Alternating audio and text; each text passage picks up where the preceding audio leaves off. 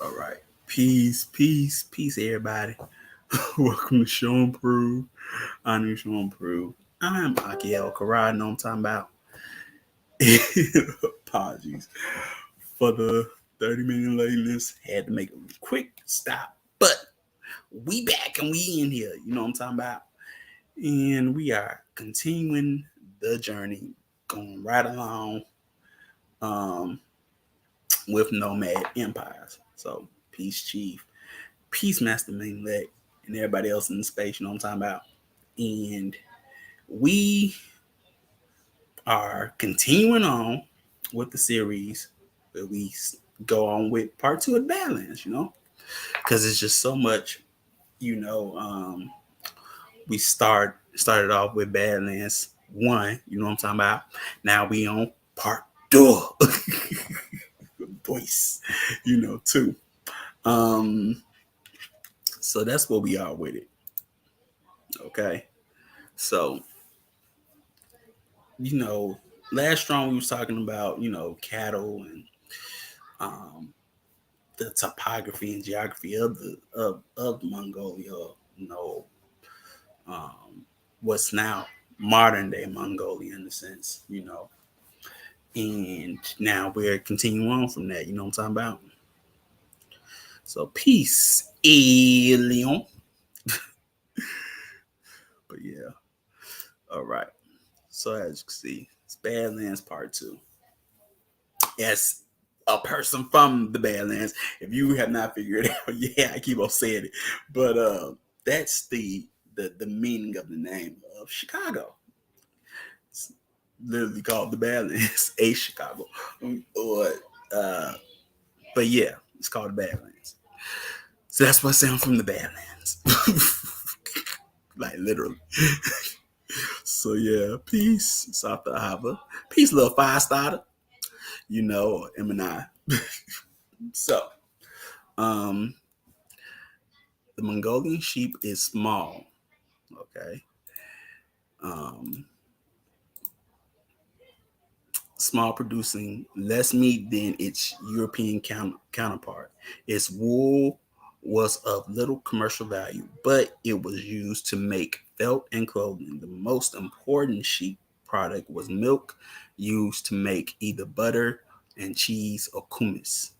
Um, as you can see, you know, we sort of talked about this in one where you know, sheep was economically um, very valuable, if not subjectively. You know, as you know, the subjective animal of value was the horse, but economically, it was the sheep and goats that were the most valuable.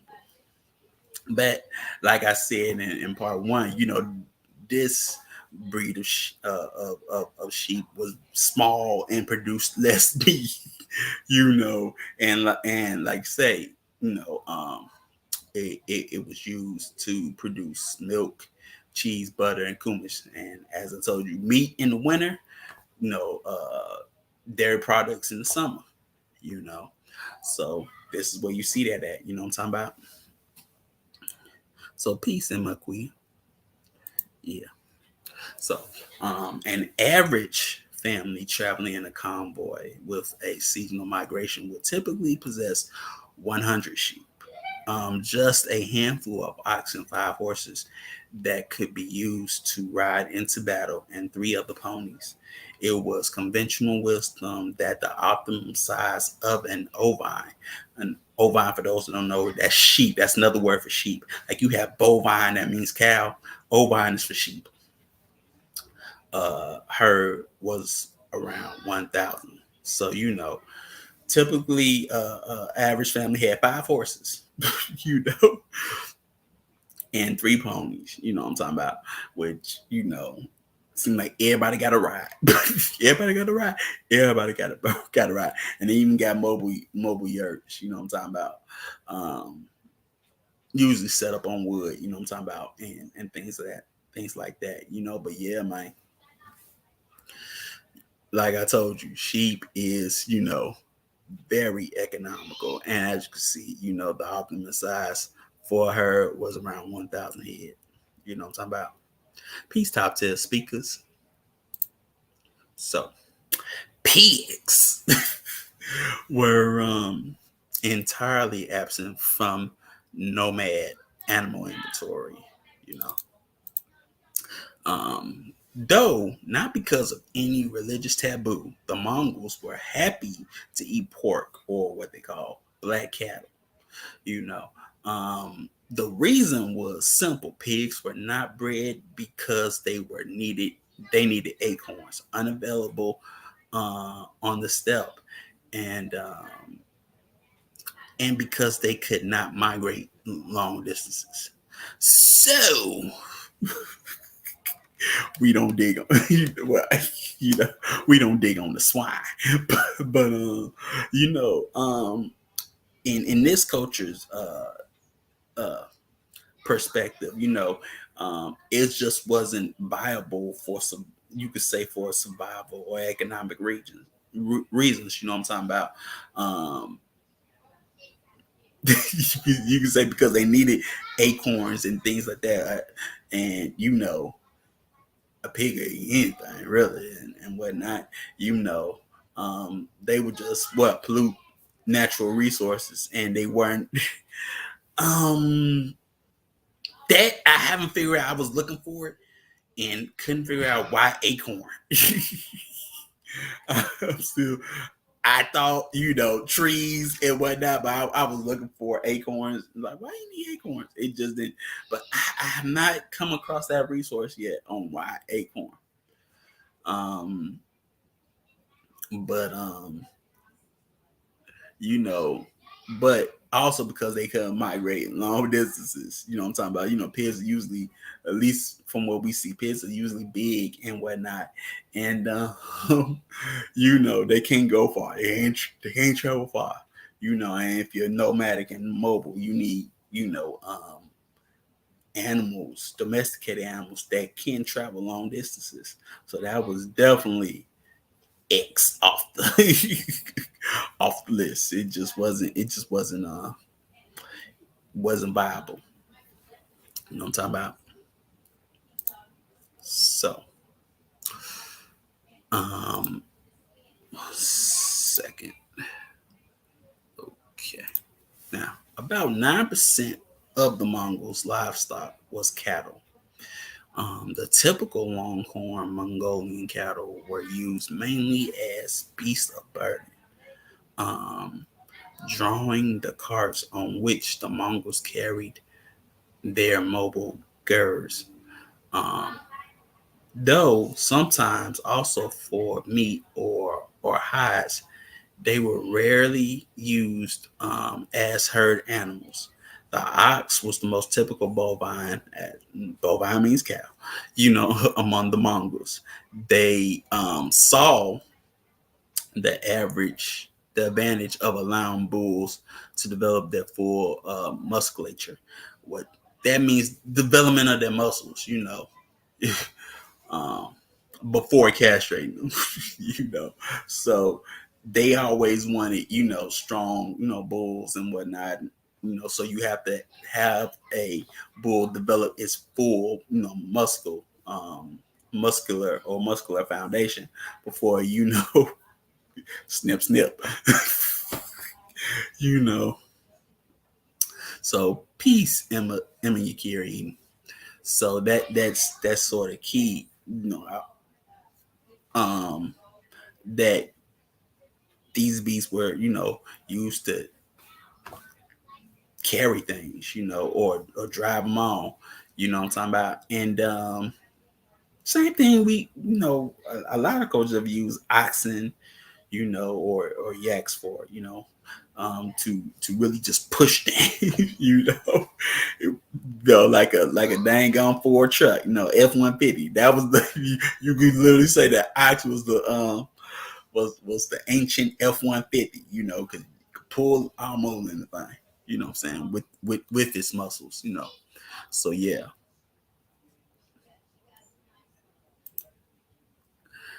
All right. So possibly the most prized of all Mongolian cattle was the yak. It used to be thought that the yak was used only in high mountain regions, but this view seems to have been discarded. Weighing up to 2,200 pounds and standing, 5 to 7 feet at the shoulder, the yak was prized both as a beast of burden and for its milk, meat, and fiber. His dung was also thought to make the best fuel. Which, if you ever, oh man, if you ever seen videos, you see, videos of Mongols in gears or yurts. That's what they use as food fuel. You know, it was. I know that for a fact. I know it may. Hey, it may seem, yeah, that's nasty. Look, a few coaches have done that before, you know, um, and whatnot, So don't don't be like, oh, that's nasty. Hey, you say, hey, we sanitize. If they would breed them before castrating them. I would say usually you don't want every bull breeding. Usually you have that alpha bull that breeds, and whatnot. But I would say it probably depends on the wrangler. You know what I'm talking about?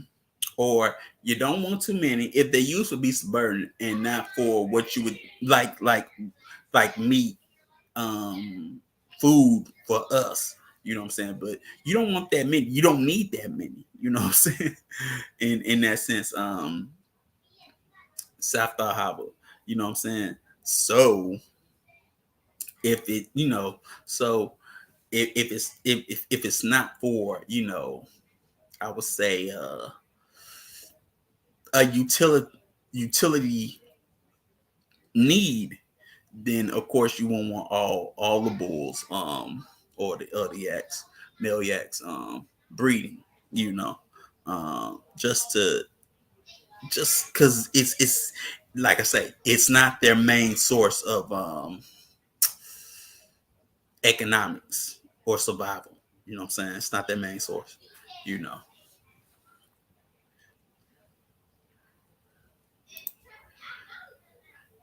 The most versatile variety is the Hynek, a cross between a bull yak and a cow.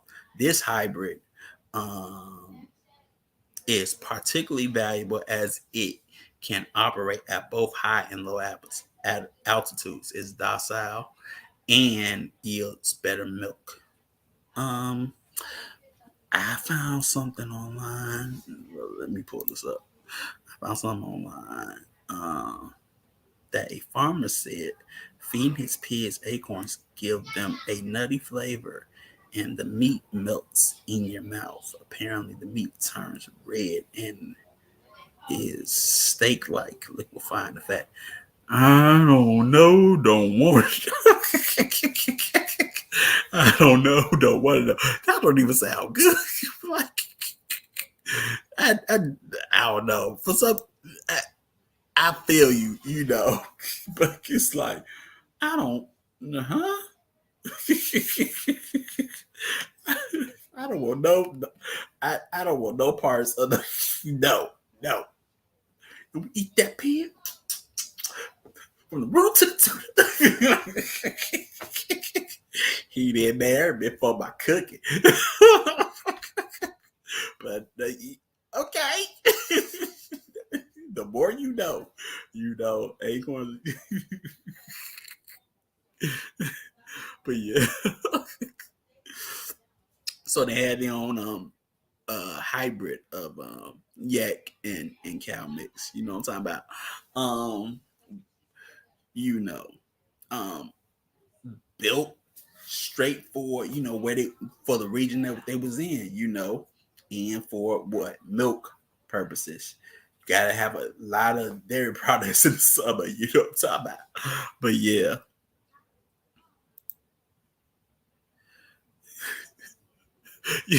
Here I am thinking about that old school because we talking about a lot of dairy. Why am I thinking of that old school commercial? Like, you got a girl or a guy. You may be looking at me now like I ain't gonna grow, but that's because I drink milk. And by the time I'm like 16, watch, I'm gonna be as tall as you, something like that. I barely remember it, but it was like a baby when it came out. When those commercials came out, but that milk commercial, because I drink milk. I'm just thinking about it all of a sudden, tonight. But yeah, but I wanted to show what a Heineck look like. Has a woolly tail. It's different from your typical cow. Westernized cows or cows here. They have a shorter uh, coat fur, but coat. I'm talking about, or hide. Whereas this one has a more woolly hide, as you can see. You know what I'm saying? Because of the yak and the cow mixture. You know what I'm talking about? And as you can see, it has a long tail, at least on the on the cow. It has a long woolly tail. You know what I'm talking about? Get it long, little dog. But yeah, that cat milk. Yeah, man.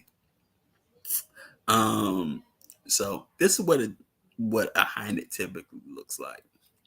As you can see, it's built, like I said, built for high altitudes and built for the cold. you know. So now the camel.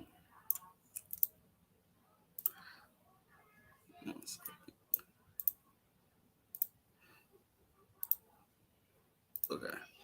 The camel closes to the definition, came close to the definition of an all-purpose beast, as it could work in almost all conditions and travel on any surface, but was particularly valuable in areas where the Mongols' beloved horse would struggle, as in the Gobi, Ordos, Alasan, and Taklamakan deserts.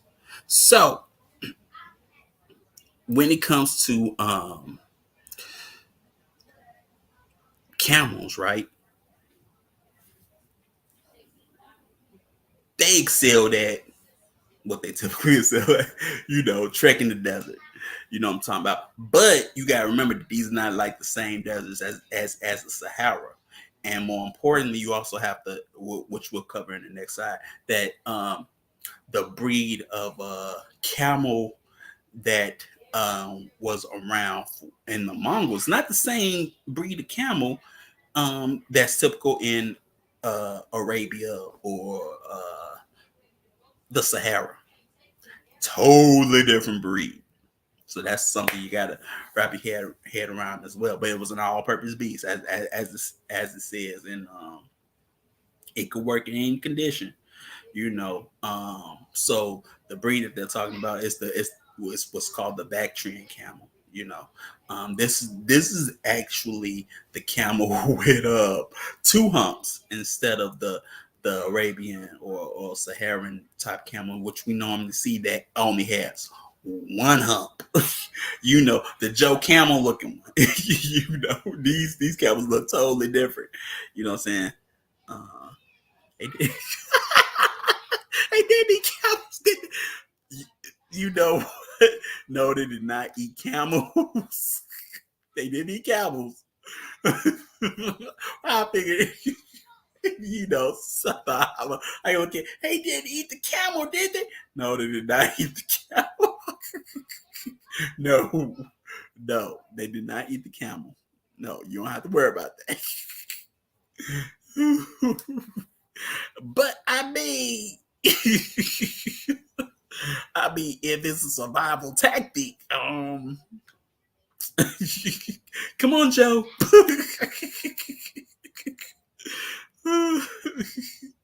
you know, but no, they did not eat the camel. You said all purpose. Yes, all purpose. That doesn't mean for food. It's for utility. All purpose. Sometimes all purpose utility. All purpose utility. not for all purpose like eating wise, you know.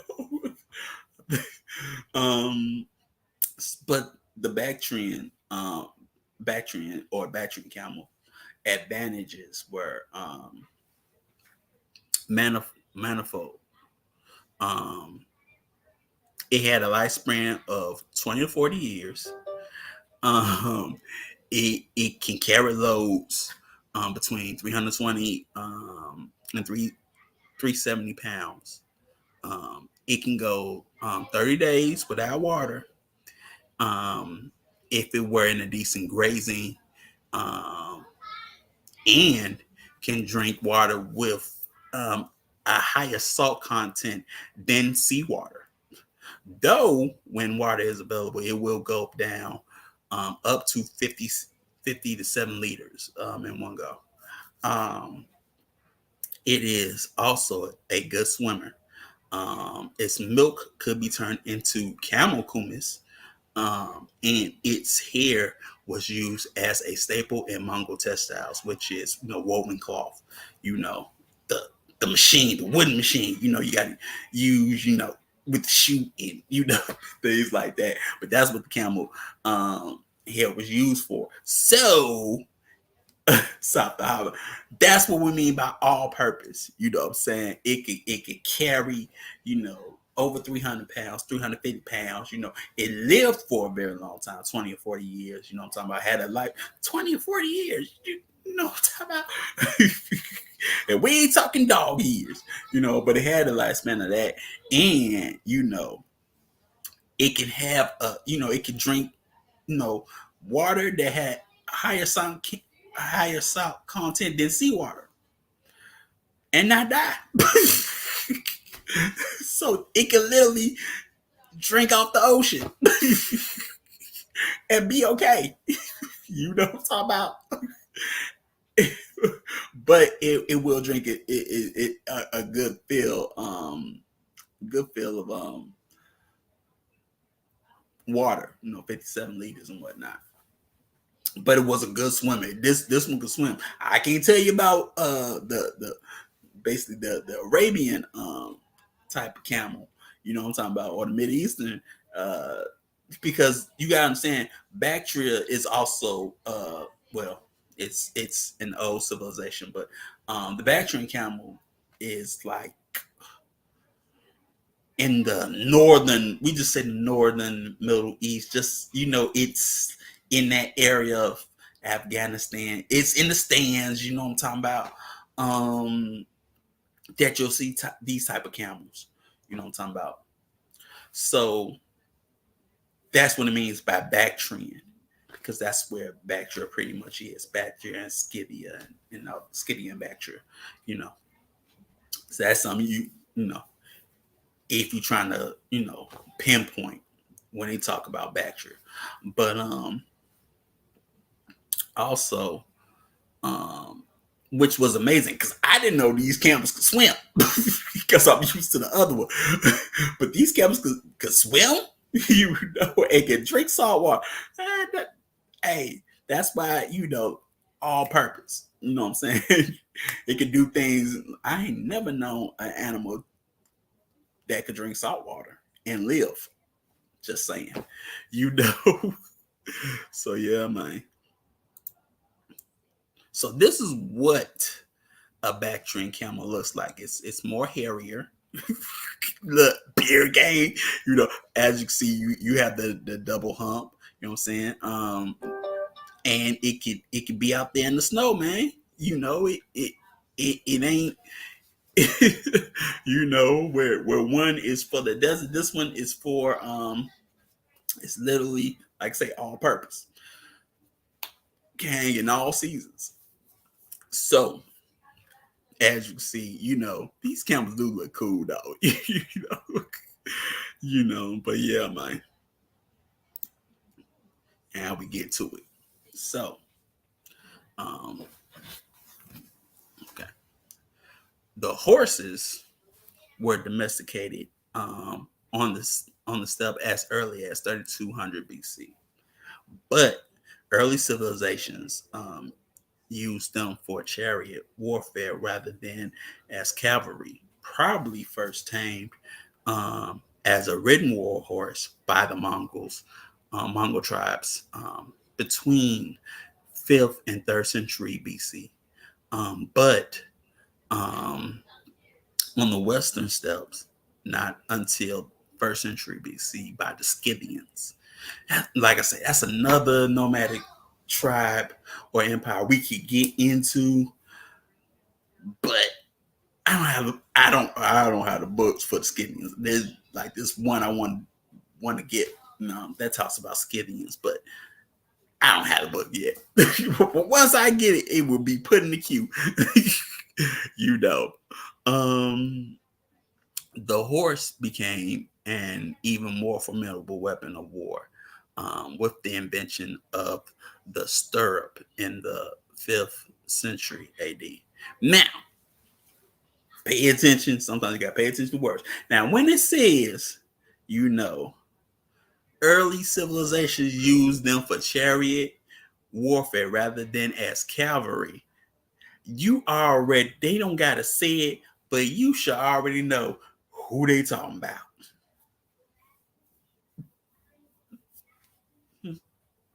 They talking about y'all. Y'all. I ain't gotta say it, man. Cause me personally, peace, sovereignty. Me, when I was a kid, my favorite, when I, cause I was in Egypt, and whatnot. I was in ancient Egypt, but my favorite hieroglyph of all time, still my favorite. Like this hieroglyph so much, I wanted to tat it on my back. So I'm cheap. You know what I'm talking about? We can still go to tattoo. But anyway, but it was of Ramses II on his chariot, with his bow stretched out, pacifying the dang on, Hittites at Kadesh. That was my favorite hieroglyph. I thought that hieroglyph got the war crown on, looking all cool, horses, got all decked out, looking all cool and whatnot. I thought that was the coolest hieroglyph. Like, I didn't care about no other hieroglyph but that. I thought that was the coolest hieroglyph. But what was that used for? Chariot warfare. Kemites, they were even buried with their chariots. You know what I'm talking about? But also, you had Hittites, Hyksos. They also used chariots. So I'm telling you, even though they don't have to say it because multiple cultures have used it, and if you didn't think that them Hebrews were using chariots, you got another thing coming too. They were using chariots too. So yes. But just sometimes, like I say, you gotta pay attention to wording. They may not say it, but if you know your history, you be like, ain't they talking about? That's who they talking about. Because don't expect them to say it. You know what I'm talking about? But yeah. But also, like I say, man, this show, when they tamed, and made them rideable war horses and things like that. You know what I'm talking about? Which is good to know, So now, when we talk about these horses, these ain't the same Western stallions, Lipinzana stallions, Arabians that you're used to. These ain't those type of horses. No. When you see these dang horses, you're like, what? But yes, we gonna get into that too. But these breed of horses, they around 12 to 14 hands high. When it means 12 to 14 hands, it means basically from 48 to 56 inches. And they course with a large head, straight neck, heavy coat, thick leg, heavy bone, shorter, stockier, and sturdier than the destriers of medieval Western Europe. The Mongol horse was an animal of incredible stamina, capable of galloping 6 miles without a break. It can survive in a temperature running from 30 degrees Celsius in the summer to -40 degrees Celsius in the winter. So, although these horses were very small, well, they're so well, their height is, shorter than the average Western horse, and they sort of teeter upon pony status in a sense. That's what I mean by short. They're shorter than, the typical average Western horse, but they're too tall enough to be in pony status. So that's what I mean. But that thicker and heavy coat. Like I said, if you ever seen Chinese wushas, you sort of see these horses. You know what I'm talking about? They're not that big, but what's fascinating about them is that they got stamina and they can gallop at 6 miles without a break. You can go 6 miles on these horses, which at that time would have been just phenomenal, and look, they built for the summer and they built for the winter. You can't say that about the Western horse. You got to put coats on them and whatnot, bun them up, you know. But hey, this horse is like everything, built for tough. Now it is called the Mongolian horse is called a Russian name. It's like Yisi. I don't ask me to say it, but Yisi Bek, something like that. It's a Y word. But I didn't want to say the Russian word because it ain't like they they wrote on. So it is what it is. But their supreme talent is being able to use their hooves to scrape away snow from the steppe surface to reach grass or lichen below, and to survive on leaves from trees. They do not need to be fed beans, grains, or other fodder. It's in common with many other Asian equine. Okay, equine is like, or equine. I'm used to it, but it's horse. Horse breeds. So if you see that, horse. Or you usually see it when they talk about riding. What's that? I'm not gonna try to remember it now, but yeah, horse breeds. They can subsist wholly on grazing, unlike proper horses, which would quickly weaken if left outside in all weathers and given no supplementary feeding. Now, you see that, unlike proper horses, we know who they're talking about. So they were like, no, you can't say, they're not like short Clydesdales. No, soft Hopper. They're not like short Clydesdales. Clydesdales, even though they got hair in certain places, still like Western horses. Like I said, this horse is built for tough. They're not like it. Even in they look, it's like they don't look like. It's like they look like. How can I put this? They look like mules, but they ain't mules. It's something like that. It's like they look like mules or zebras. They got like heads of zebras, but hairy body. It's hard to, they got that like sort of like that. A little bit. No, not like the heads of zebras, but kind of no, but definitely not like Clydesdale. Clydesdales, like they can go out in the winter and whatnot. I know you see Bud Light, but this is different. I mean, I that's something I'm probably gonna have to look up. But I don't know if a Clydesdale was actually used for warfare. This dang on horse is used for warfare. this horse is used for warfare. I can't tell you about Clydesdale being used for warfare, but this horse is used for warfare as well as, like I say, um, basically moving around the steppe. It's built for nomadic life. And nomadic life in basically harsh conditions. You know what I'm talking about? Like it's not here, but it's gonna be in the next slide. So I'll sort of talk about it now. When it talks about its hooves are tough. They don't need to be shoed or shod, as they say. You know, um, they didn't have horseshoes. These horses didn't have horseshoes. They didn't need horseshoes because their hooves were so tough. You know what I'm talking about? Whereas your proper horse, we need other supplements or supplemental eating. Whereas this horse I don't need no dang on hay. I can eat from the earth and I'm good. Whereas your other horse, they need other things to eat, get all that muscle and whatnot, Gotta have a salt lick. And yeah, I remember that on my own family, man.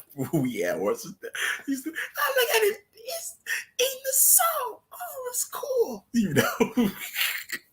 and things like that, But yeah, it doesn't need any supplemental nutrients, whereas other horses do. You know what I'm talking about? Because if they didn't have those supplemental nutrients, those Western horses, or Western breeds, or European breeds, or whatever, would weaken. Whereas this, I ain't weakening, So this is what they look like. As you can see, these horses don't look like much, but this was the mobile cavalry of the Mongol Empire. These were the tanks or mechanized infantry, mobile infantry, mechanized infantry. But these little things, I'm talking about, big heads. Who they got big heads?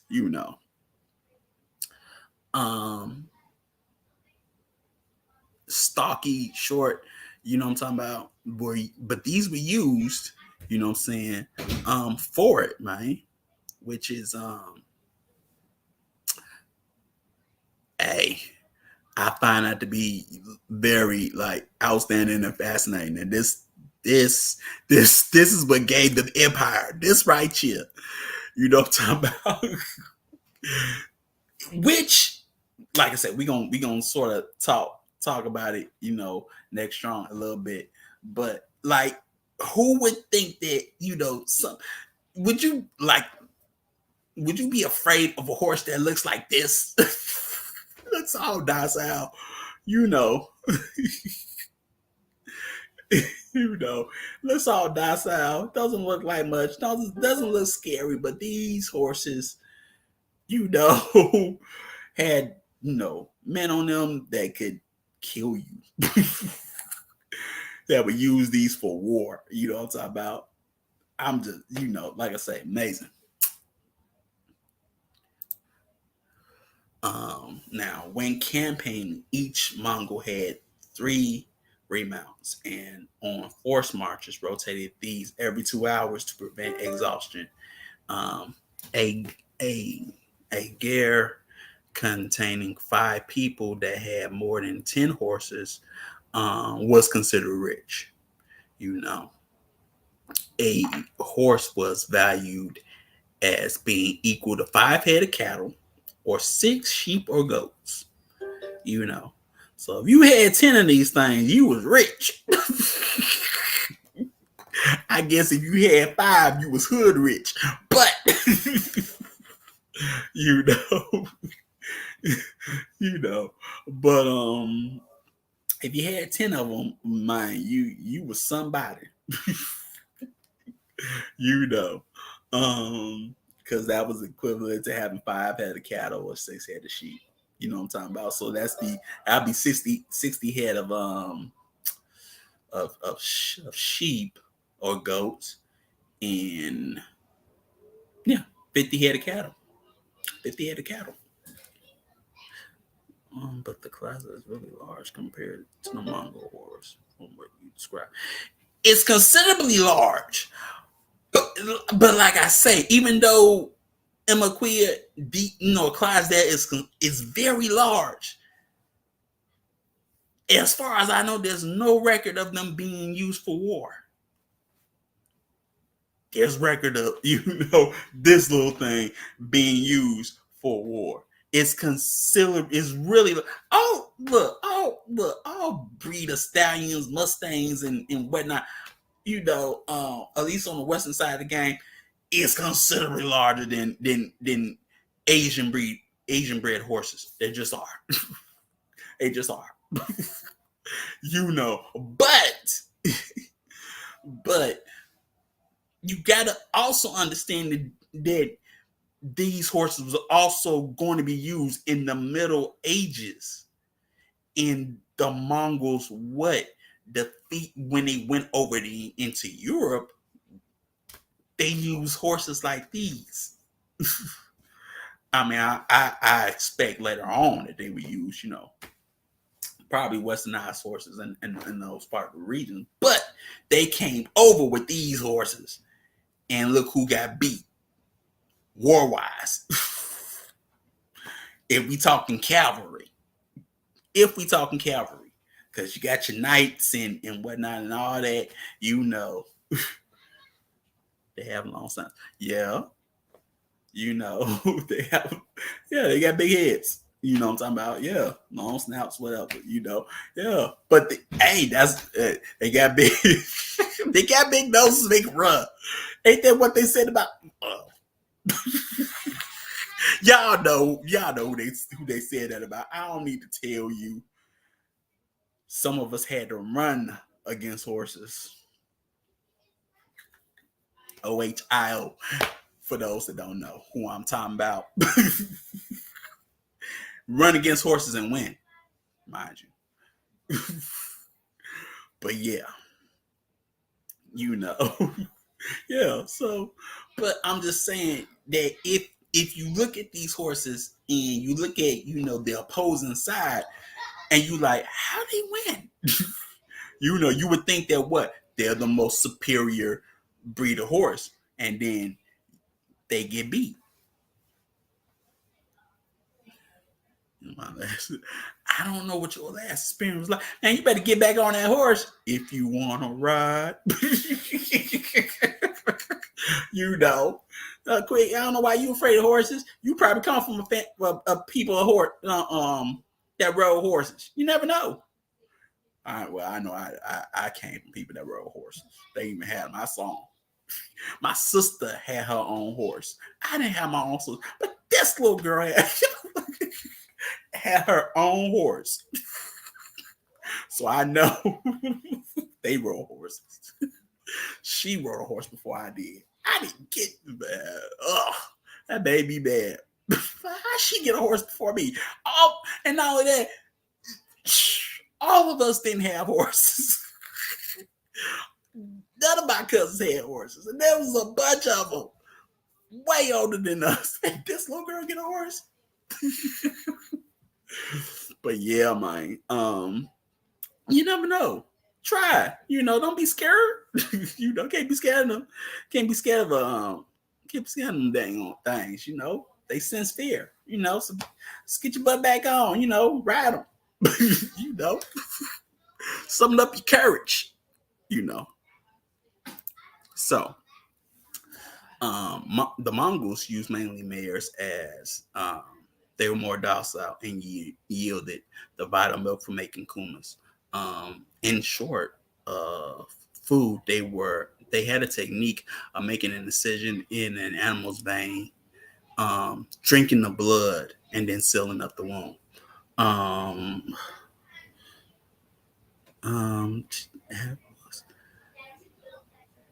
Mastrom, Gare is yes, Gare is yurt.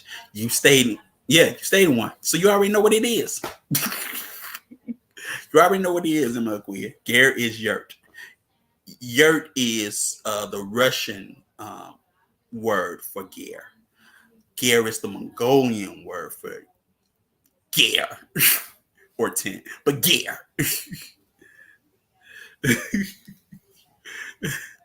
um, but when it comes to this side, okay, if you ever seen the made-for-TV movie, came out on USA, probably didn't see it. I probably saw one because I was a kid, but it was called Attila. It was based off Attila the Hun, right? But it's called Attila. Um, when there's a part like in the opening where he's a kid, and he's out on the steppe. I'm talking about riding his horse, and he's alone. He ain't got no food, no nothing. So what he does is he takes his arrow and he basically punches a wound in the horse, and hits a vein. The horse bleeds, and he's drinking from the horse. I didn't understand. As a kid, I didn't understand what that meant. Like, why would you drink blood from a horse? Are you a vampire?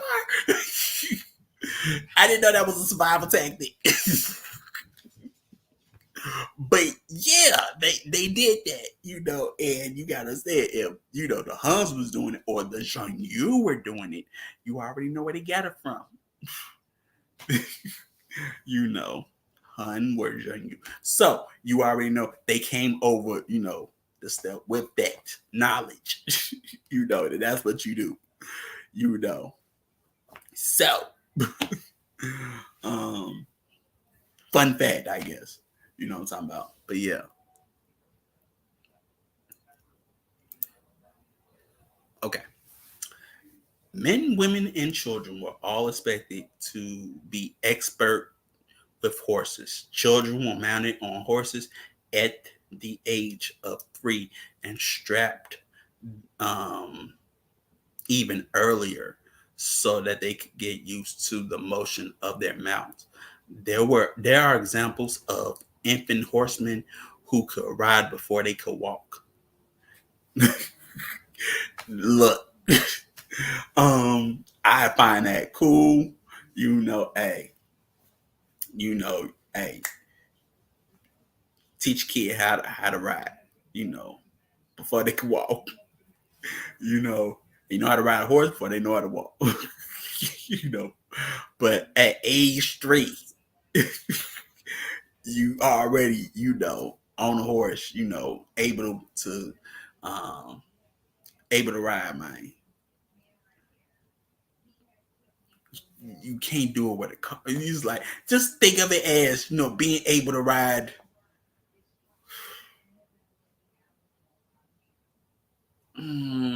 That little dang on motorbike, that really little one at age 3. Not the power wheels, but yeah, that real little one,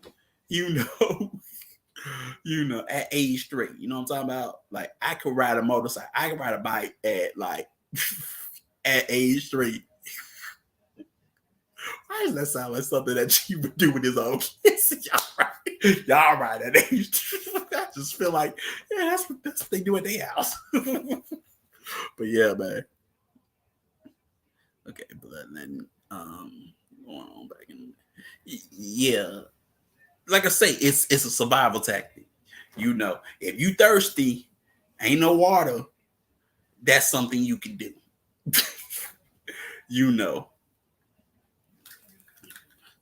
So yeah. But yeah, man, and I would also tell you that to this day, you still have, these Mongolian kids that could ride at that age. That's even an issue, basically a sort of international issue, where you have, I don't know why, you just say the international community, trying to petition the Mongolian government basically to change their laws so children can ride at age 3. Now I don't know how you gonna tell me what to do with my kids. They my kids, and we've been doing this for over 1,000 years, so you can just and worry about your own. Now that's how I would feel about it. How you gonna tell me what to do? I know what I'm doing. I've been doing this for over 1,000 years. My people's been doing this for over 1,000 years. You know what I'm talking about? So how you gonna tell me it's wrong? Get your butt out of my country. But yeah, my own business. You know what I'm talking about? But yeah, you still have that, going on. Kids can ride on them horses and their parents ain't scared because they ride along with them. you know? So yeah, man. So we gonna get into it right here.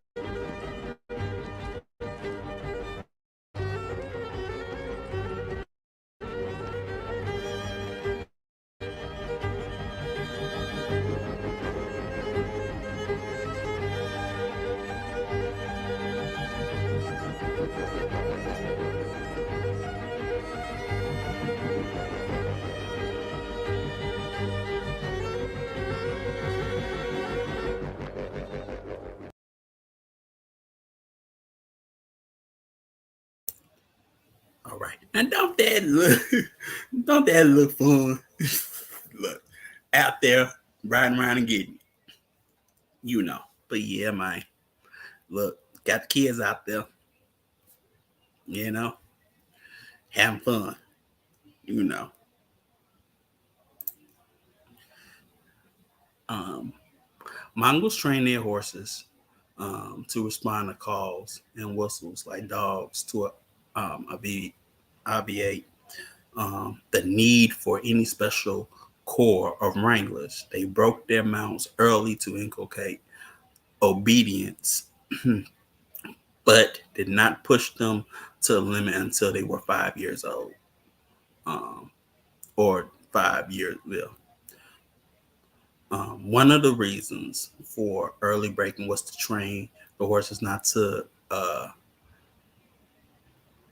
kick or bite. After breaking, the next stage was accustoming the animal to saddles and tack. Okay, so when it says tack, right, that's basically the equipment of uh,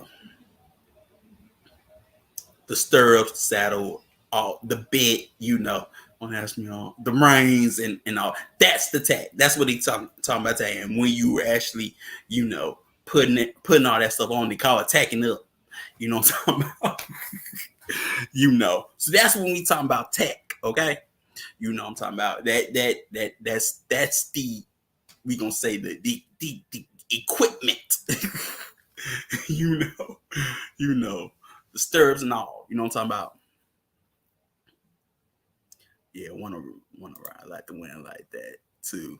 Was tempted to kick the horse. It's like the spring retreat last year. Yeah, yo, man. look, and we got the training. Man, I wanna wanna ride like like the ancestors before me. Yeah. Have my dang on Stetson on. Either I got me some bows and arrows or I got me a dang on 6-shooter. Let's go. You gonna be shooting from them. I gotta have something like that on me. But yeah, go have that dang on lever action, rifle. They always used to in the movies make it look cool when they flip that dang on thing and shoot from it. My, sometimes you just want you just like you say, want to ride like the wind. You want to ride like you a dang on Sioux or something or Comanche. But yeah, you know what I'm talking about. It do look fun.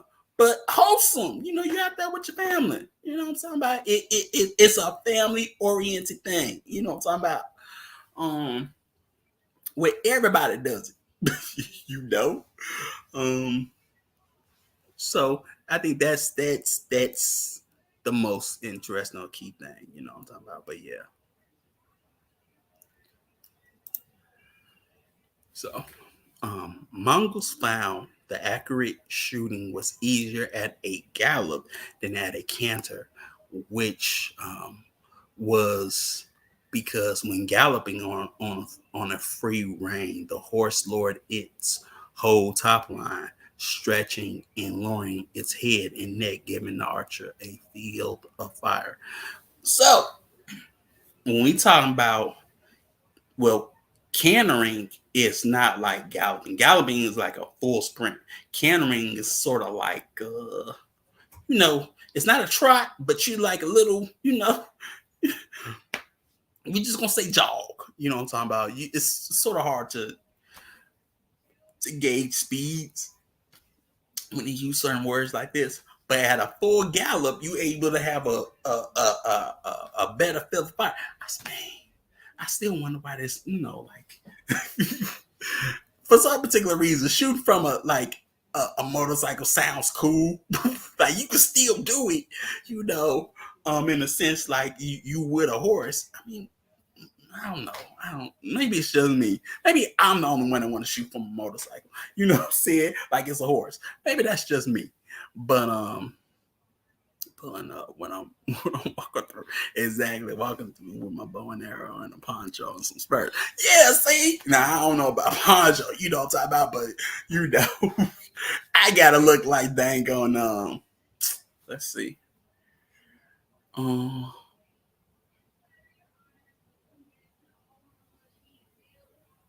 yeah, I probably have to go with no, I probably gotta look like Dango Sammy Davis Jr. because that dude loved being a cowboy. I probably got he wanted to be sharp and whatnot. So I probably want a good, want a cool gun like he had and whatnot, looking all cool and whatnot. That's probably me. you know.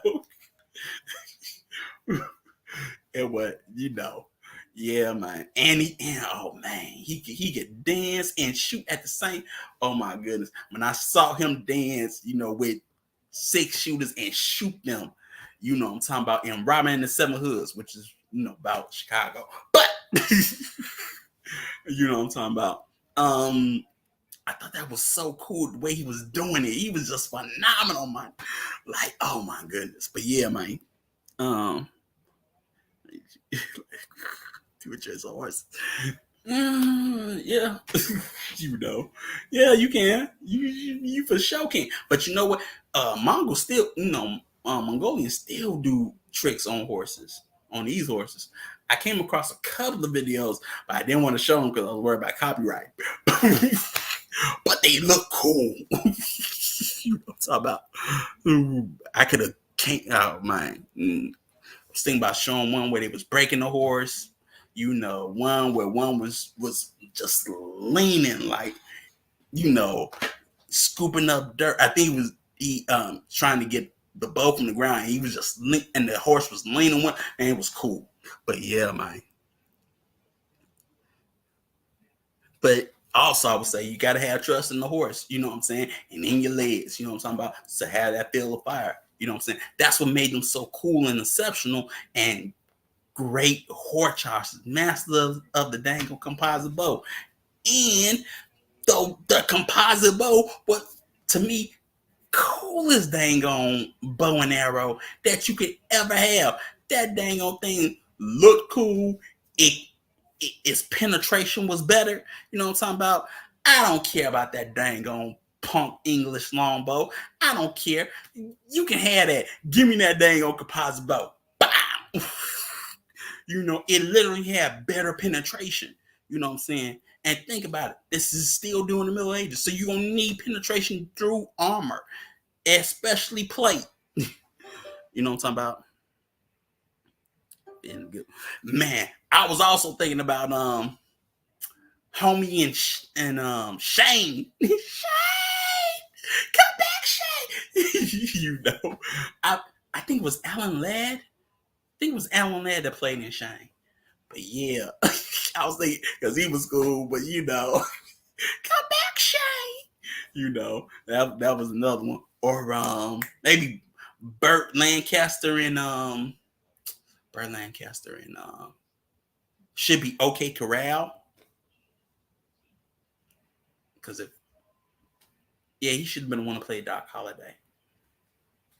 But yeah, man. Or look Abby. Or dang on Dean Martin and dang on the Mississippi Gambler, I think it was called. Mississippi Gambler, Mississippi something. Mississippi Real, something like that. But he looked cool. But yeah. But that's like 18, that movie was based off like 1860s and riverboats. But yeah, man. So here we go.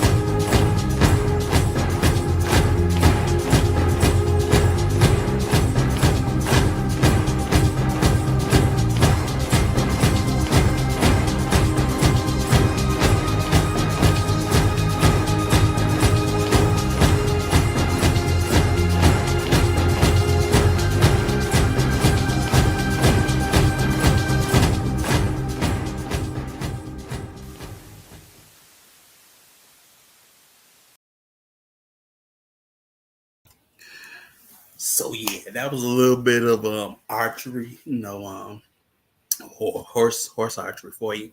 But yeah, man, that looks way more fun than the PS5, man. You're out there with y'all out there shooting, man, and just kicking it, man, and having fun. We out there riding around and shooting. You know what I'm talking about? It looks way more better than PS5. But then again, people, you could be like me, yet, hey, shoot, soldiering is 1,000 times different than dang on Call of Duty, man. Let me tell you. I'm talking about a lot more different. A lot more. You don't get a bunch of lives. Ain't no restart. You don't get cool weapons, and you got things like, well, you do get cool weapons, but it ain't the same. You don't get, custom made weapons and whatnot. Nah, standard issue. It's been around for like 4-5 years. You ain't fresh off the press or the factory flow. No. But yeah, that looks so much fun. You know what I'm talking about? Make me feel real good. Them people enjoy. Yeah, man. I mean, sometimes you gotta be careful with the music. You know what I'm saying? And look, if I could play, Mongolian music, I would. But copyright, man, the throat singing and all, I was showing up do it for y'all. But the copyright, man. I mean, we gotta keep Mr. Producer upstairs. We can't bring him downstairs. Knowingly. So I can't really. But you know what? I will, especially in that strong, I will put some musical pieces, in links, so you can listen to them for your viewing pleasure. Well, listening pleasure. You know what I'm talking about. I'll try to, if I can remember, some of um, the female singing artists that I liked. I'll put them in there too. But yeah, you know what I'm talking about. It's just phenomenal, man.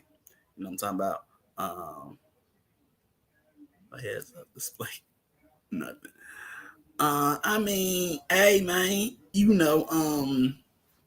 hey, links are always in the description. Like I say, I try to be smart about these dago videos, but it's just I sort of try to put a method to it. I think when we get more into the people aspect of this series, then I'll start putting music up into it. I can recommend some music to you, but I bet you it ain't the same. But some of y'all don't have some of this stuff on repeat, because I'll be ready to ride. Like, let's go. But yeah, like, so then came the training in verbal commands, noting the peculiarities of different kinds of horses. The Mongols preferred to use geldings if they were setting an ambush, as they did not neigh as much as stallions and mares. I tried to beat the copyright system onto they didn't work. See? Yeah, it's just like, and I mean, fair use. Look, I'm not saying this music is mine. I'm just using it for teaching purposes. I ain't using this for me. You know what I'm talking about. I got my own dang on playlist. But yeah, I ain't using this for me. I'm just using this for teaching purpose, but copyright. So yeah. But okay. Now, a gelding is a horse that's been castrated. Just so you know, even in the word gelded or gelding lets you know that castration. Just in case if you didn't know, because I've heard, me personally, I've heard that word used more, at least in the medieval times, of somebody that's been snip. So yeah, so just so you know, but these were the horses that they use on ambushes. You need a horse that's quiet. That ain't going at the wrong time.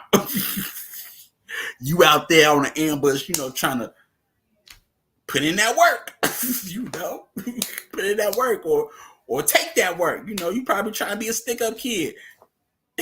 you know. And you hey, you need your horse quiet. Because horses neigh. And they, go around. So you gotta have you gotta have patience. And two, And you gotta have good intelligence because you gotta know when someone's coming. But you also need a horse that ain't gonna just like we're done, something like that. So yeah, man, it's just which like I say, it's smart. You utilitarian all the way. You know what I'm talking about? You know what type of horse you need, for the job. We going off the war and we need to be loud. We can use everybody else, but we on an ambush and we trying to raid. Yo, use the ones that we done snipped. Have your horses spayed and neutered. you know. But yeah, that's what was his name? Bob Hope? No, it ain't Bob Hope. Dude on Price is Right. I forget. Oh, well, the old host on The Price is Right. But yeah, since the horse was a precious resource, um, the Mongols were very solicitous for their welfare. They did not ride them in the spring or summer, but turned them out to grass, allowing complete rest and relaxation. Yeah, Bob Barker. Thank you, M&I. See, thank you, little five star. But yeah, allowing complete rest and relaxation. Um, when taken away from the grass, they were tethered around tents and their grazing ration until all fat fell away and they were ready to go on campaign. So, hey, even your horse had a training regimen, you can say. You know what I'm talking about? Yeah, especially if you're outnumbered. You know what I'm talking about? You don't need a quiet horse if you're outnumbered and you trying to run away. You got it. I got it. You got to get away. Get away. Oh, well, you know, when I was bumping New York, New York rap songs, I think that was my favorite song.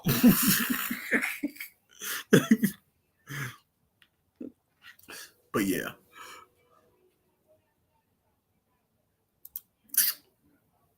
generally, they left their horses unshod, since the hooves of animals raised in dry climates like Mongolian were harder and resisted abrasions better than horses raised in a wet climate.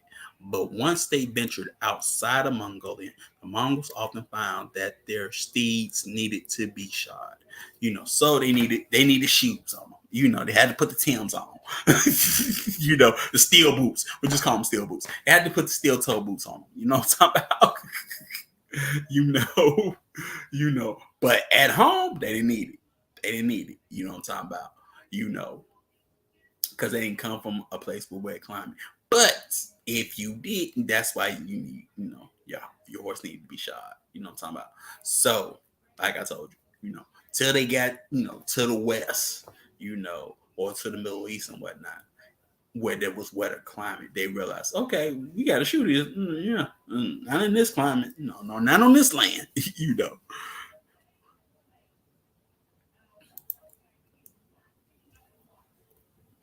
So, naturally, as nomadic pastoralists, it was the carnivorous predators the Mongols most targeted, especially wolves, which they controlled with their own breed of ferocious dogs, um, and especially trained eagles. Um, there were also bears, leopards, lynxes, and cheetahs to contend with. So, hey,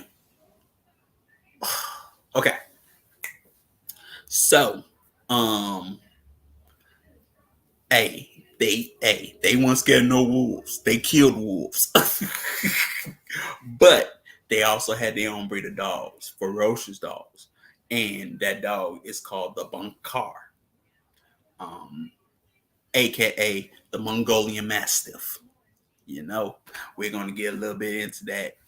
But um big dog.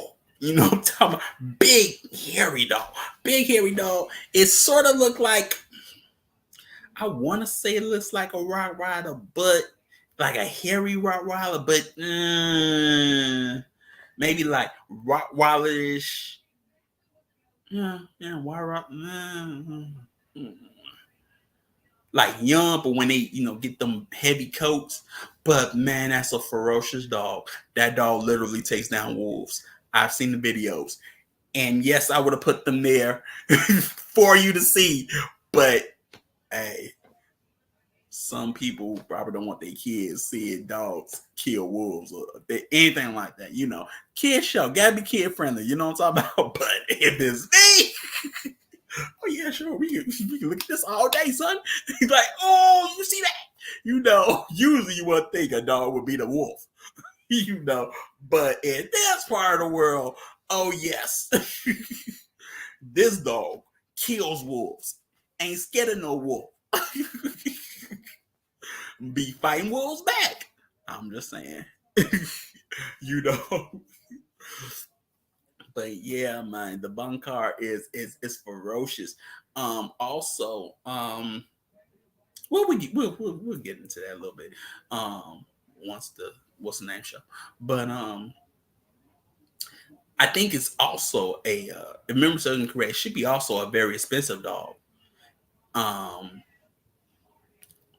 Depending, on probably on the market, but it's also a very expensive dog. That was one thing that I don't know why, but one thing I was paying attention to, researching and reading, the material, and then lo and behold, here I am, looking at dogs, and the some of these dogs are expensive, especially the especially the pit bulls and the American bully. You can get racks for having a really bred American bully, American pit bull bully or whatever you want to call it. But man, if you are a dog breeder, and you know your stuff, you can, get a night look. You can get good money breeding some dogs. I found that very interesting as I was looking at stuff for this. Like, man, what? Because sometimes you need a good guard dog. You need a good dog that could you can bring in the fight, because the Bankhar was also brought into the fight. They brought into war. Genghis Khan brought them in the war apparently. So hey, I don't have a problem being pit bull or whatever dog into a fight with me. You know what I'm saying? Hey, dogs used on you. Look, that dang on look. Me personally, I want something that can tear that dang on German Shepherd up. That's just me. Me and that dang old dog got issues. I'm sure y'all know why. But I want something that can kill that dang on. I'm something that can beat that dang on thing, but Tibetan same dog, Mastiff in there. Tibetan Mastiff, Mongolian Mastiff, same dog. You're absolutely right, same dog. But that's a big dang on dog. But like I say, if I want to bring a dog in the wall, yeah, they do have like a lion. They are, like I say, very hairy dog. Like a lion. But them dogs kill wolves, man. They can kill a wolf. They ain't scared of them. Now these dogs are also used, to tend to sheep. They're like sheep dogs. But they ain't scared of wolves, man. They will kill a wolf. They ain't scared. They weren't scared of wolves. They weren't scared of lions and leopards and these dogs. They want the smoke, son. They want the smoke. I'm telling you.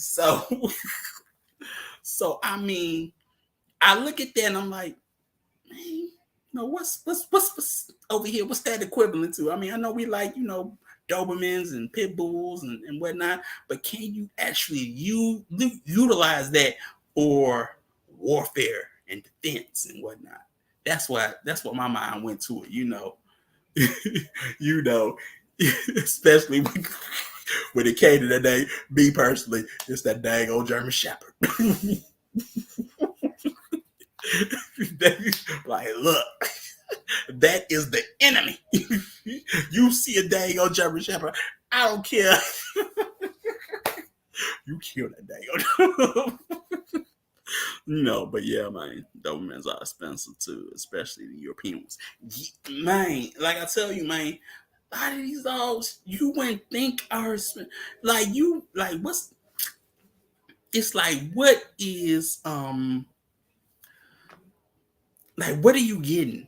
You know, like like the Bankhar was like an all-purpose like this was a utility dog.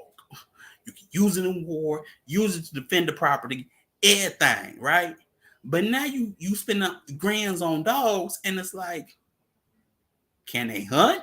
Do they come with like its own weapon? Can is it already house trained? Can it build a house? I'm talking about.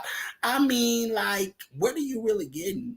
You know, that's the, if I'm going to have a pet, I want to have a pet that can do something. Not that wait for me to wait for me to feel like a dang on cat.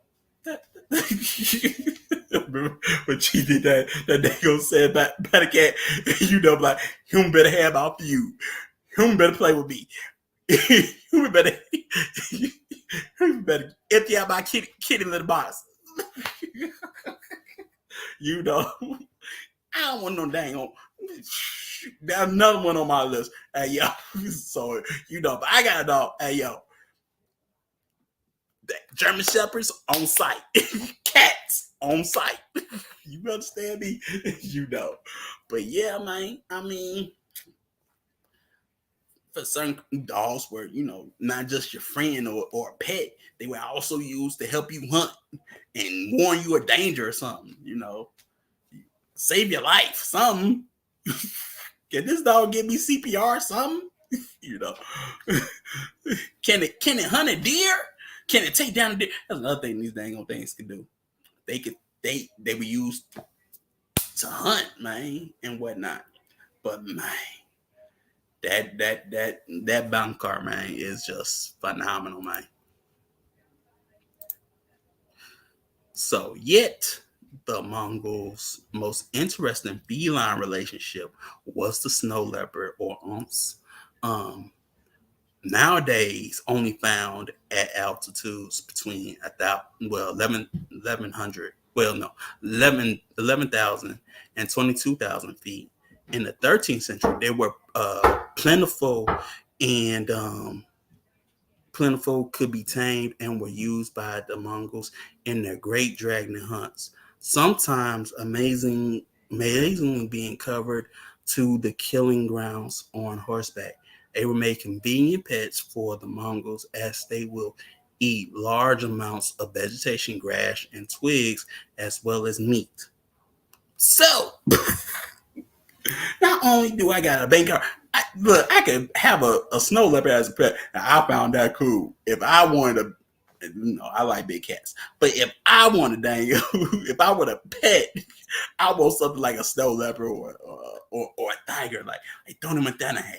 You know what I'm talking about? But utility. You ain't gonna mess with no tiger. You know what I'm saying? She's a tiger. See that? She's a tiger. So, um, other than that, I just found that to be cool. To have a snow leopard. You know what I'm talking about, or whatever. And that could be a pet, and you could tame it. You know what I'm talking about, which was cool to me. And for those that ain't never seen one, this is a snow leopard. You know what I'm talking about. Also, you sort of see snow leopards or leopards in Chinese mythology a little bit or symbology. If you don't know, so um, though here one can cite a deep cultural prejudice against fishing. which persists to this day. The consequence was that Mongolia's lakes were undisturbed by Mongols' incursions into their fauna, and a great body of water like Lake Baikal could glisten undisturbed like a sea of sapphire picked out with white waves and snow-capped mountains round the coast. Um, so Lake Baikal is in Russia, but you sort of got to look at it like before, Mongols roamed these lands before there was a Russia. You know what I'm talking about? When it was just probably you could just say the Rus, or whatever. And they ain't probably didn't even go that far, But that's the amazing thing. They didn't fish, and because they didn't fish, their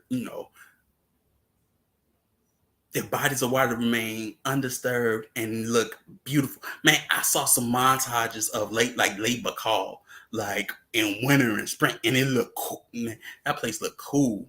But there's also, some stipulation on Lake Baikal and what's in Lake Baikal. You know what I'm talking about? But other than that, what I'm saying, it looks like beautiful for body of water, what I'm talking about. But yeah, they didn't fish.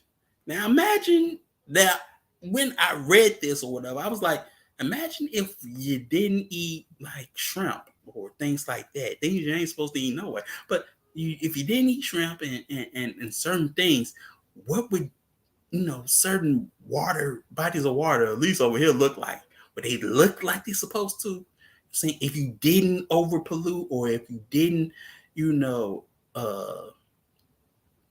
disturb it to such a point where it just looks, ugh, you know what I'm saying? What would the Mississippi look like? You know what I'm talking about? Like Mississippi River. But what would the Mississippi or the Ohio River, let's see. Okay. Holmes, Huron, Ontario, Michigan, Superior. I know that's S. Erie. I still remember it. So yeah, you know what I'm saying? Take it back. I want to know that. And they was like, look, hey yo, look, I want a snow leopard, and I want to name him what I want to see. There's so many cool cats. Like there's Hooga. Hooga's cool to me, but then I don't know. I probably name him G-Sung or yeah, probably like Jane Hook. Yeah, I probably name him Jane Hook. Yep. Or G-Sung. But for sure, man. But I mean, hey, these people did not fish. They just didn't fish at all. You know what I'm talking about?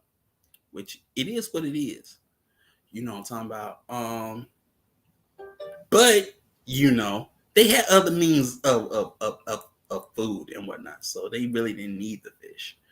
So, which, hey, because of that, things went undisturbed and untouched, and hey, but sort of for the better, it's like when I saw montages of Lake Baikal, like look, snow-capped mountains is parts greenery, and it just looks, like I say, it looks beautiful. You know what I'm talking about? But yeah, man. So, but I'm with you on that snow leopard. It kills snakes too. Yes, it did. They do kill snakes. So. But yeah, man. Let's see. Oh well, do I want to talk about certain foods or save it? Save it for later. Yep, I'll say the food. I'll say the foods for later. Yep. We're gonna talk a little bit about certain things they ate. He may not be, but yeah, we'll talk about yeah. I'll say that I'll say some of it a little bit later, but yeah.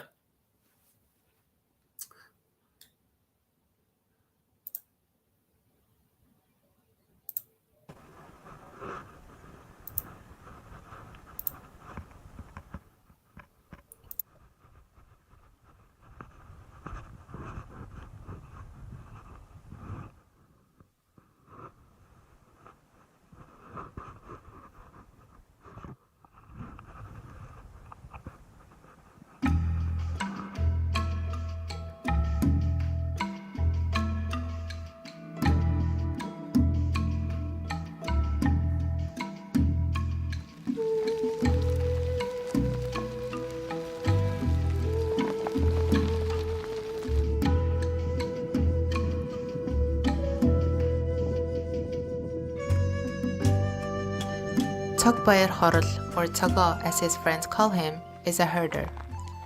He continues the herding lifestyle that his family has done for several generations.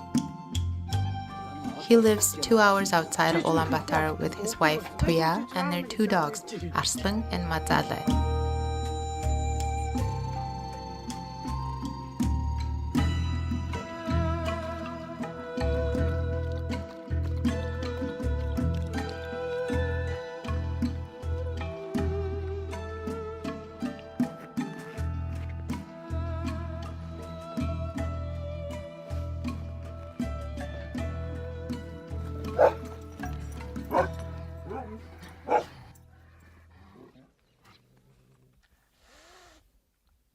Wolves are the main threat to his livestock. At night, they emerge from the forest nearby to prowl and hunt. To protect against them, herders use guard dogs. For Mongolians, the ideal dog for this job is the Bankhar, a dog unique to Mongolia. They have adapted to live in the harsh Mongolian climate.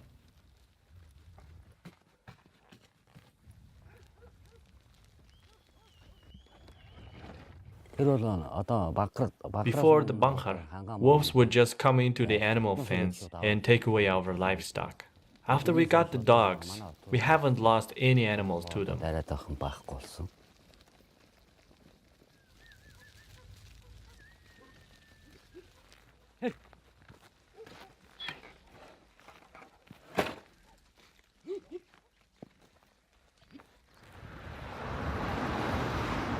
Mongolians from both the city and rural areas use the Bankhar as guard dogs.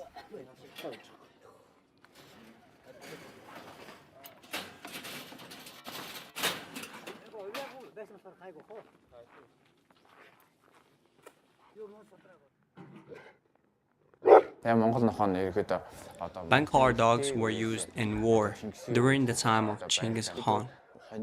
Bankhars are known as herders or shepherds, so our ancestors domesticated them many centuries ago. However, during Soviet rule of Mongolia, many Bankhars were taken away from herders and killed. There was a rumor in the 60s that said that the Bankhar dogs were spreading disease. Because of this, many of them were exterminated. I saw the end of this era. In 1997, when I went to the countryside, I saw 2 men shooting the dogs. I asked, what was this about? They said to prevent the spread of disease caused by the dogs. The dog was almost wiped out. After Soviet rule ended in the 1990s, Mongolians wanted to bring back the dog. By that time, the Bankhar had been mixed with many foreign breeds. A search was done to find the purest dogs to restore the Bankhar. Although still considered rare, their numbers are rising. Mongolian dog breeders are now attempting to give the Bankhar international recognition.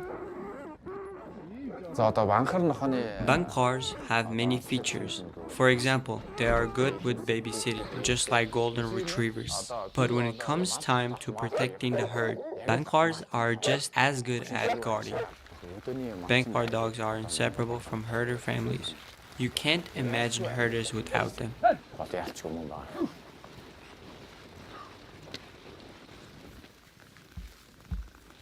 Bankhars are highly prized by Mongolians and pure dogs are expensive. I traded Arslan for 40 male goats. We bought Mazzella when she was a baby for $190.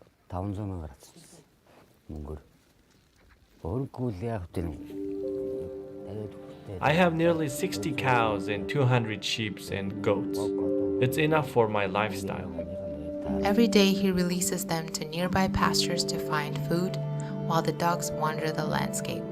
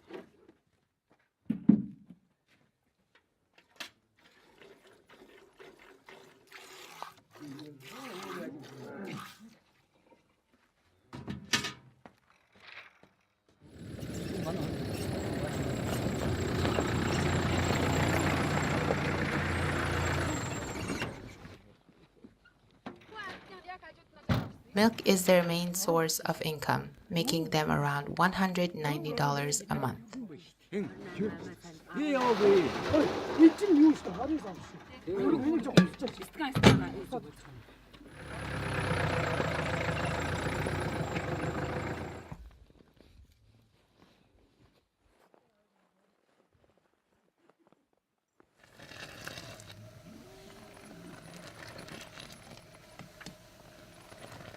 The milk is also used to cook and make milk tea.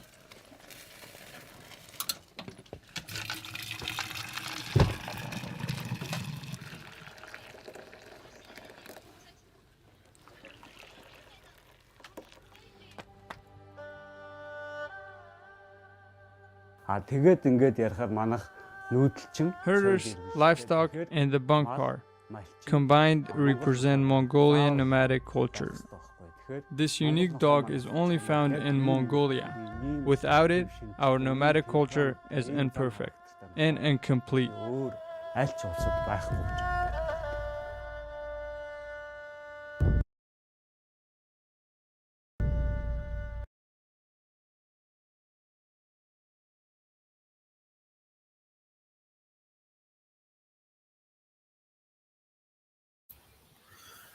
So, man, I miss my.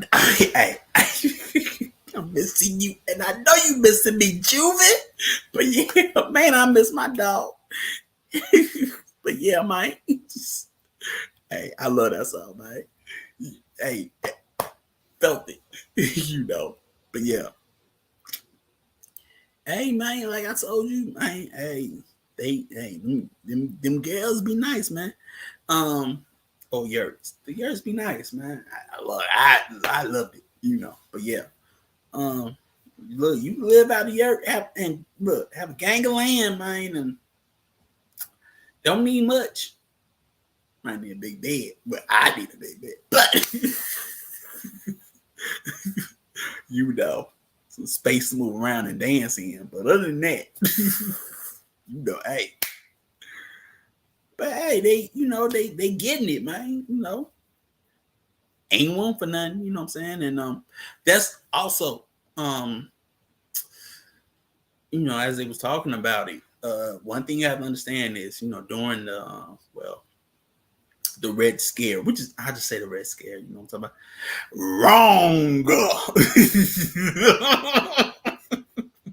Wrong, Master Elect. Oh, man. Oh, you are wrong. That ain't X, son. That is definitely not X. That is Wheezy F Baby. Oh, that is not X. No. I even said it like I know and maybe you didn't listen to the song, but down home, man, we played that song like it was nothing. Like, oh my goodness, man. We we will play that dang song and we be acting like, yo, we acting like, yo, I'm missing you and I know you missing me. Like, man, I miss my. You would think that, man. You would think homie was gone, like he was just deleted, but he wasn't, man. You know, when you have a bad breakup, you know, between partners, and man, I'm missing you and I know you missing me, Juve. Man, I miss my dog. And I'll stop, you know. Hey, I still bumped out. But yeah, that ain't X. But hey, yo, KO, you know, dog, that's my man's in them, you know. But nah, that ain't him. That's straight Lil Louisiana. You know what I'm talking about? That's not X. You know. But yeah, man. But as I was saying, the Red Scare, or you know, the rise of communism, you know, from Russia, China, you know, and Mongolia, you know what I'm talking about, took a lot from the cultural perspective of Mongolians, you know what I'm talking about, or the way of life of Mongolians, you know what I'm talking about, and history, you know what I'm saying, and history. But as you can see, they even, you know, took away the dogs, you know. But yeah, that straight up happened, man. Shoot, like you know, because of it, you know, it's like you're taking away the identity. You know what I'm saying? Though we know better than others, you know what I'm saying. But you know but it sort of went like that. You know what I'm talking about? But yeah, man, you know, and now they're trying to make moves of restoring back that culture, or restoring, you know, bringing the you know, the Bankhar back. You know what I'm talking about? But other things, I didn't say it, but I probably that probably be copywritten too. I'll probably just show a video of it, and no, I won't show a video. I just put a link of it. The Mongol Derby. That's a big horse race. You know what I'm talking about? The Mongol Derby. You know what I'm talking about? Where you still got kids riding around in the Derby, but you know, that's something to look into. You know what I'm talking about? Because it's still done. Looks fun too. But yeah.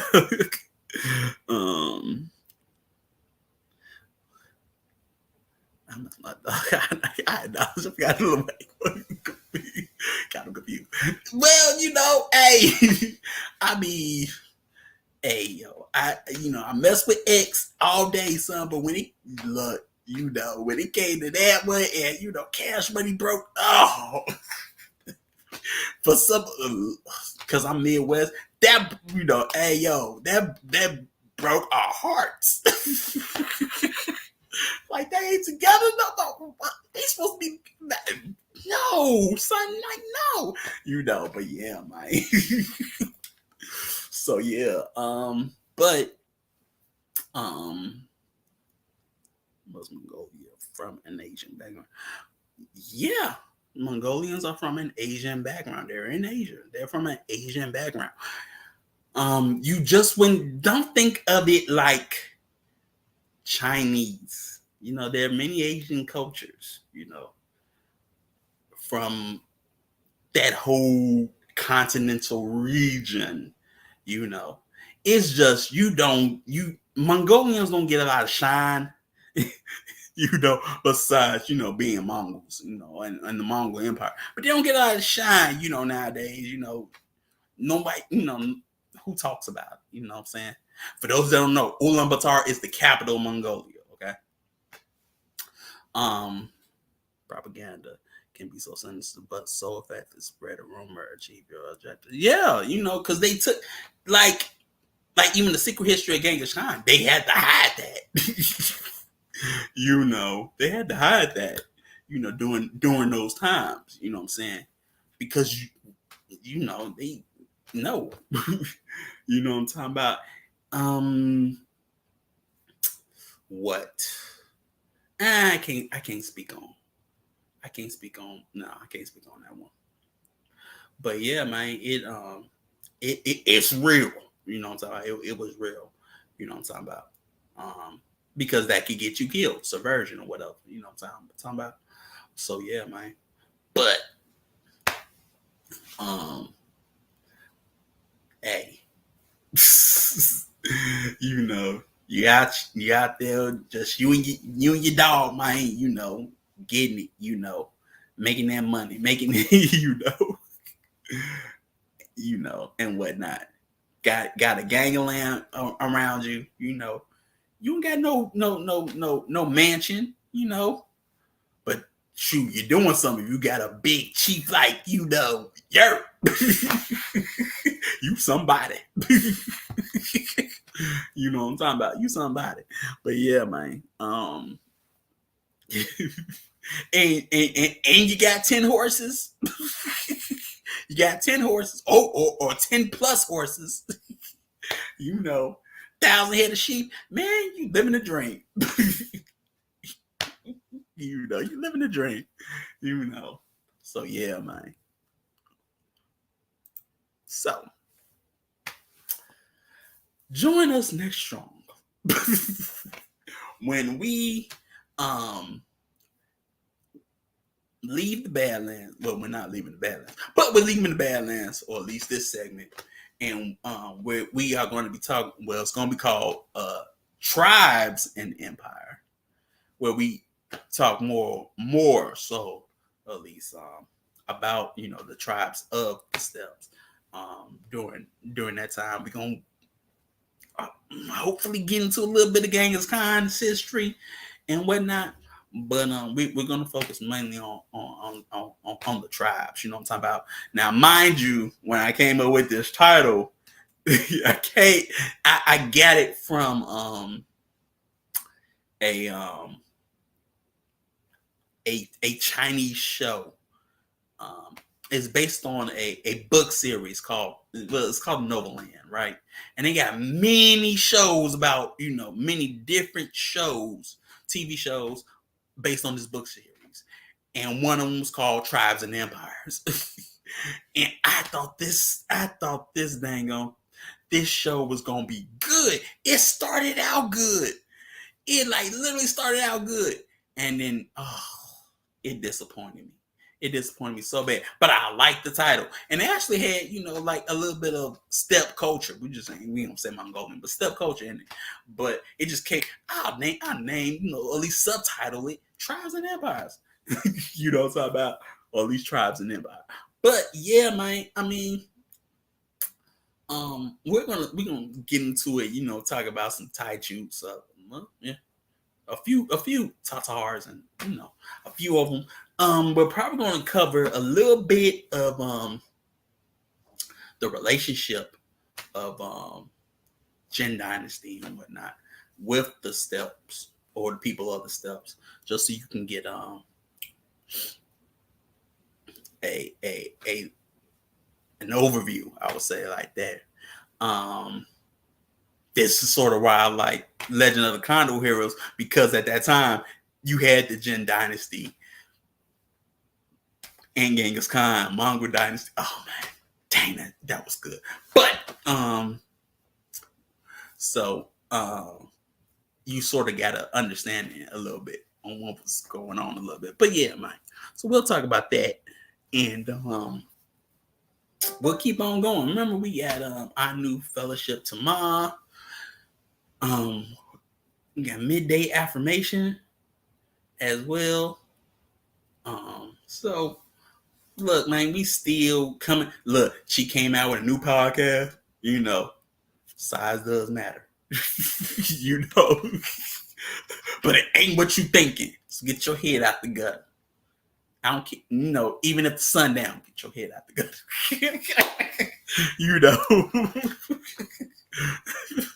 But yeah, man, it was cool. Little mini cast, as they call it, mini cast. You know what I'm talking about? It's a mini cast, so it's like 30 minutes. You can finish it up easily. You know what I'm talking about? So yeah, look out. Look out for that one.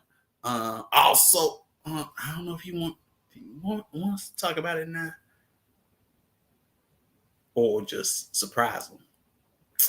But he ain't say nothing, so I ain't gonna say nothing either. But there's something coming down the pipeline. You might enjoy it. I don't know if it's open to the public though, so that's why I ain't gonna say that. But we got something to look forward to. But yeah, or maybe you do too. I don't know. It all depends on what Mr. Producer say.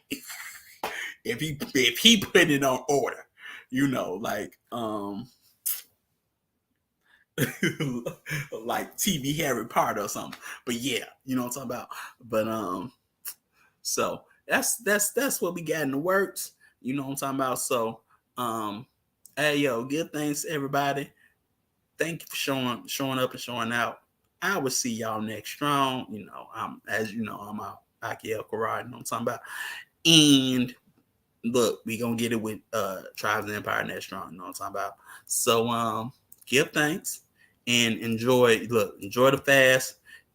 Recognize the changes. Because I know I am. I'm recognizing the changes. But hey, yo, man, keep on going with it, man. So oh, okay. Retreat. I'll try to put it up. See if I can put it up right quick. I gotta get out of everything. Here it is.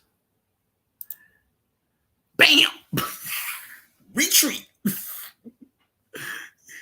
You know what I'm talking about. June 2023. Make sure you register. Make sure you register. You know what I'm talking about. So we know who coming. You know what I'm talking about. That is important. And as I always say, it is in that New Orleans, that NOLA, that New Orleans. You know how we do down there. Well, you got to come to the Big Easy. Look, they got plant-based beignets. I'm all for it, But I will cut you about my dang beignets. I don't care if they plant-based or not. But look, it has been years since I had some beignets. I want some beignets, and hey,